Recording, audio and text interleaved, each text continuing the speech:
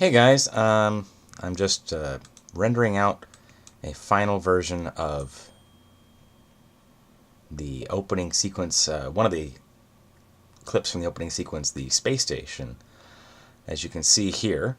And one of the fun things to watch is if you go down in, this is a compositing program called Fusion. It's been around for a long time.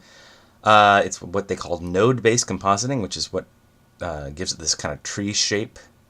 And the important thing to know is that the final result goes into the very bottom of the tree, the root.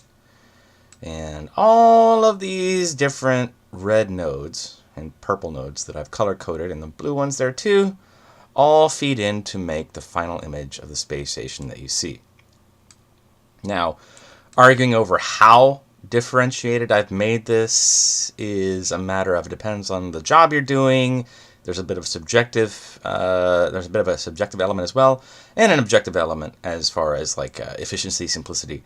But for the purposes of this particular project, this is the one I've decided to go with. The reason why I say decided to go with it is that the nice thing is once you've decided this particular pattern or tree for your project, is that if you have other clips in the same sequence that you need to match based on the same animation, you can just go in and replace the previous sequence with the next sequence, and it'll automatically just, everything will filter down using the previous settings into a final image. And that might sound like a bit of a pain in the butt because you got to go in, and if in my case I'm using the free version of Fusion, I have to say kudos to the company Blackmagic because they're very generous in offering a free version. Which means that you skip on a few features such as automation.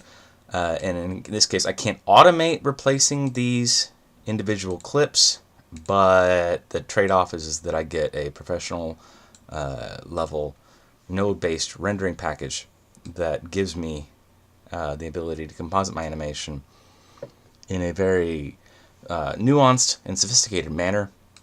And again, if you're looking down here in the lower or second mid-right corner, I guess you say, of the screen, it's a bit fascinating to watch as each node is processed. You get this kind of like strobing green Christmas tree light-up effect as each individual node is parsed and processed and boiled down into the final output node.